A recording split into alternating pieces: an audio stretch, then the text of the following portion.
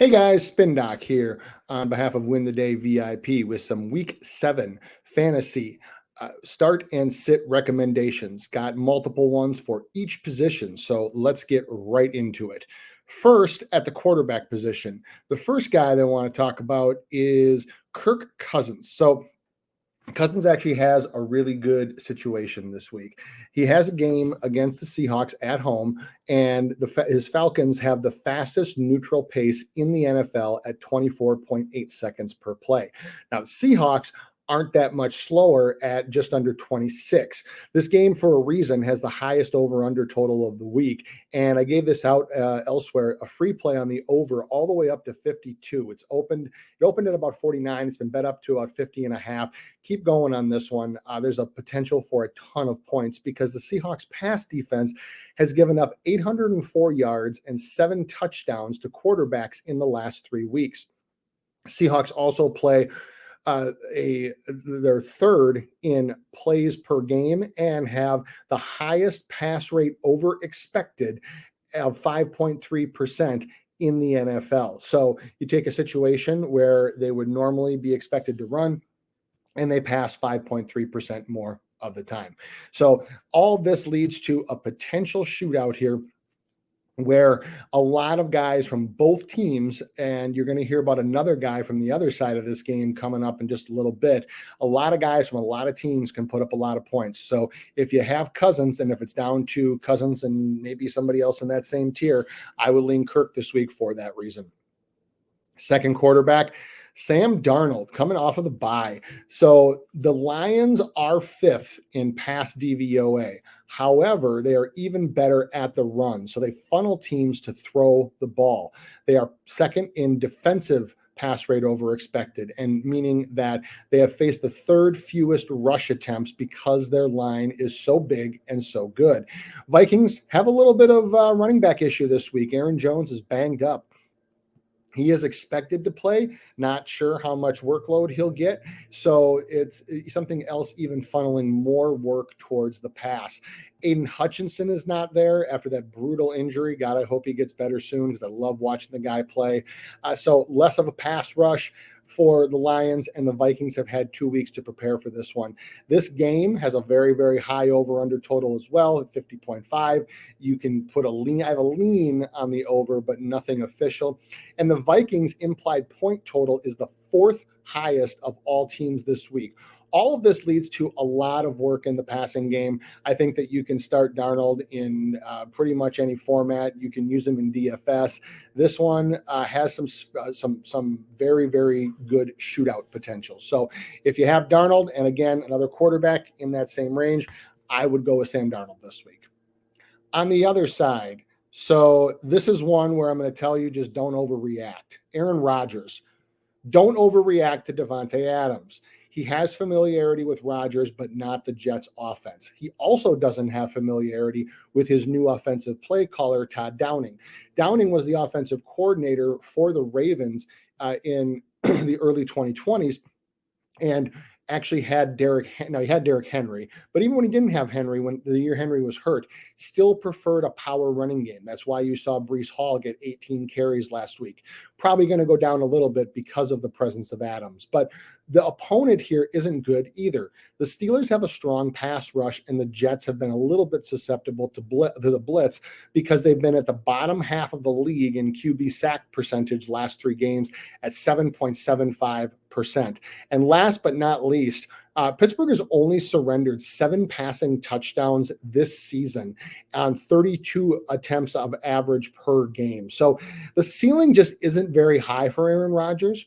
And there will be matchups once a new offense kind of mixes and matches and gels.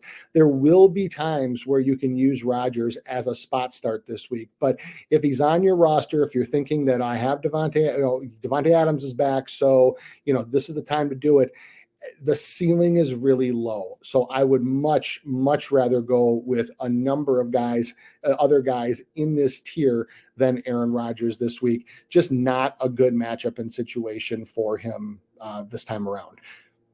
Moving on to running backs, and this is actually, I gave this guy out in every DFS recommendation that I had, and I absolutely love him as a start this week. Chuba Hubbard. Hubbard has quietly put up RB1 numbers and is the third best fantasy running back of all of them over the last 3 weeks.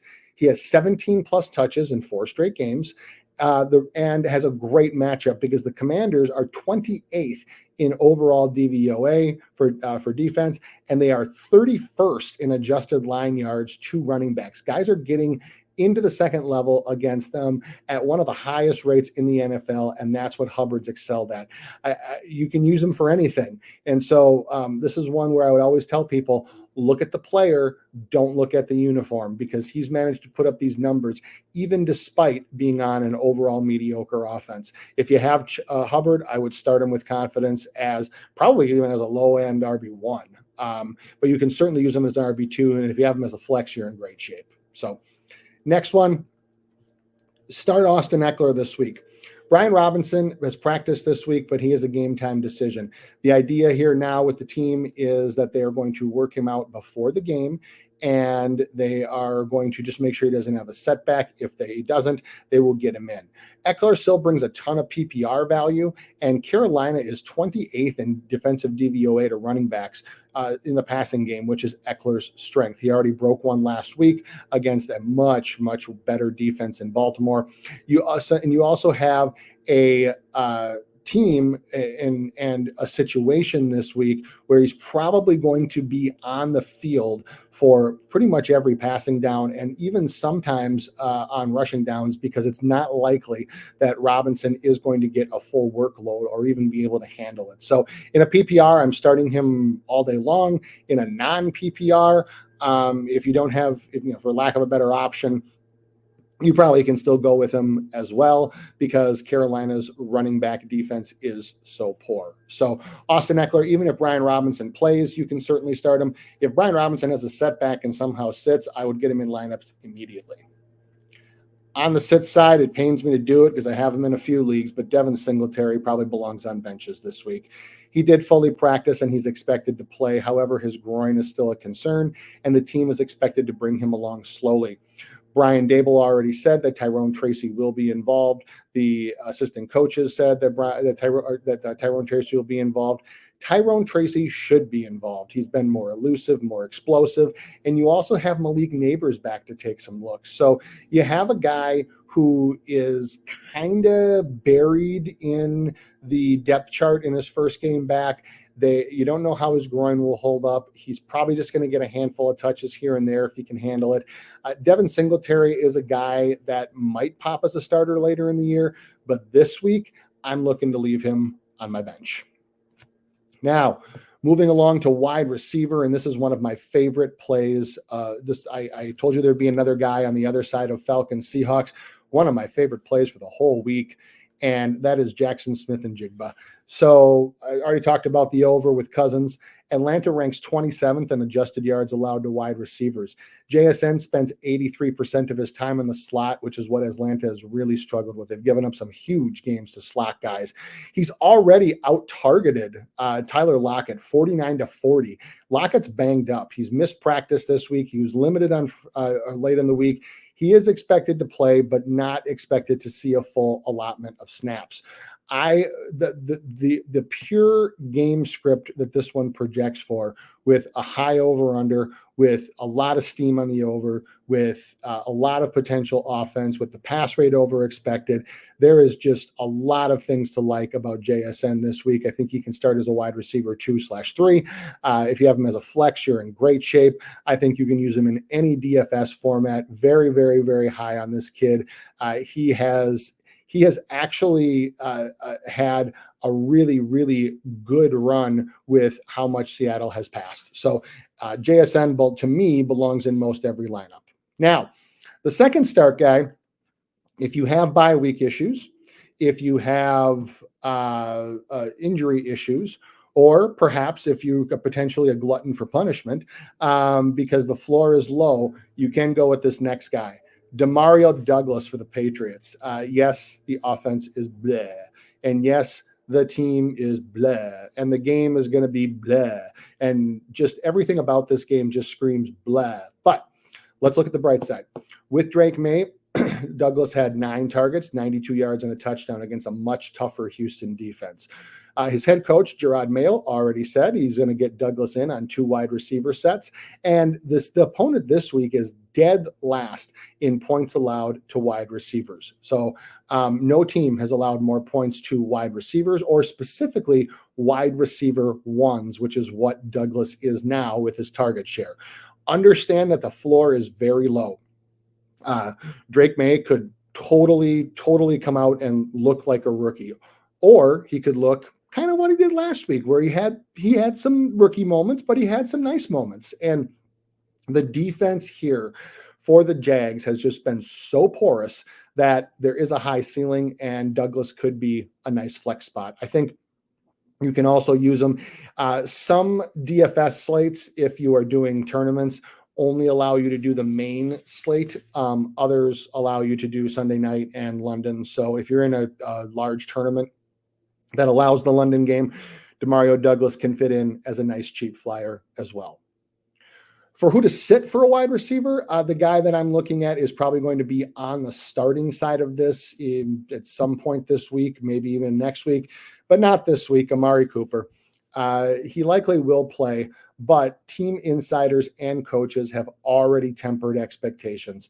Talked about how, give him some time to acclimate. He's only been out there for a few days. It's unfair to put too much on him. Josh Allen has talked about the same thing. Unlike Davante Adams, who also got traded, he doesn't have familiarity with his quarterback and has only had 3 total practices. So what I would look for is for Cooper to be in on a lot of the base packages. I would not look for him to be in some of the more exotic ones, maybe even some of like the shotgun ones with motion, etc. So potentially limited workload, which means a high risk, high reward, and a very, very low floor. With James Cook back and Ray Davis probably going to play, you have a lot of rushing ability here against a Titans pass defense that ranks in the top half. So again, not hating on Cooper. I think Cooper was a great addition for this team. This just might not be the situation to rush him to a lineup. Not saying you have to bench him, but I'm saying temper expectations. And if you have a guy of equal ability, equal tiering, etc., you might want to look there. Last but not least, to the tight end position, and the position where it's been the toughest to find value in fantasy this year, unless you got one of the few regular guys. So first one I'm looking at here is Dalton Schultz. So without Nico Collins last week, Schultz drew a season high 8 targets on a season high 25% target share. Nico is out again in a game that projects to not only be tight, but also has shootout potential. You have a lot of offensive firepower in Green Bay, and they on defensively, they are 28th in adjusted fantasy points allowed to tight ends. They've just given up some big games. 7 catches for 52 yards to Colby Parkinson, 8 catches for 96 yards to Trey McBride. There's a lot of potential here for scoring. CJ Stroud looked his way again and again and again last week. Green Bay also plays an ample amount of cover 3, which takes an extra defender back, which can leave the middle of the field open for the short routes. So I would start Dalton Schultz with confidence. He's actually on the waiver wire in a number of leagues. So if you need tight end help, if you don't have a true blue guy that you can rely on each week, which probably applies to a lot of teams, then don't be afraid to take a shot on Dalton Schultz if he's available. And there will probably be a time where this next guy is going to be on the start list this week as well, but not this one. Tyler Conklin, not trying to hate on the Jets offense. I'm really not, but his value takes a hit with the addition of Davante Adams anyway. And that's on top of the fact that he's dealing with a hip injury and ran a season low 66% route rate on Monday against Buffalo. Pittsburgh, I talked about how they were tough against wide receivers. They're tougher against tight ends. They've only surrendered 2 touchdowns the entire season. So Conklin is just unlikely this week to pop a big gain, even maybe even potentially pop a short touchdown. So I would look for, there's a few guys that I have here that have a much higher upside, even if they have lower floors than Conklin does. First one would be Zach Ertz. I already talked about how some of the potential explosiveness in the Washington-Carolina game, and just with how good Jaden Daniels has been to begin with. Noah Fant, we already talked about both sides of the Seattle and Atlanta game. I think that Noah Fant has some touchdown upside this week with how the game script is expected to go. And if you want to gamble, if you want a really low floor but a potential TD ceiling, especially in deeper leagues where the tight end pool is very thin, look Jatavian Sanders of Carolina. He's actually had a nice, decent target share recently. Chuba Hubbard has opened up some lanes for him to work over the middle, for him to leak out and take some short passes and get some extra yards. So know that the floor is very low, but there is some potential touchdown potential. All right, that's going to do it for me this week. So please make sure to give this video a like and follow me at SpinDoc Sports. You can also DM me any questions that you have about lineups, etc. And also, if you are interested in all of the VIP plays that we have at Win the Day VIP, please give us a follow. Please send me a DM. Send us a message. We'd love to get you in. Huge DFS lineups that I gave out yesterday. Have a whole bunch of player props coming for NFL. We still got the baseball playoffs going. We would love to have you in. So this is SpinDoc signing off, and good luck this week.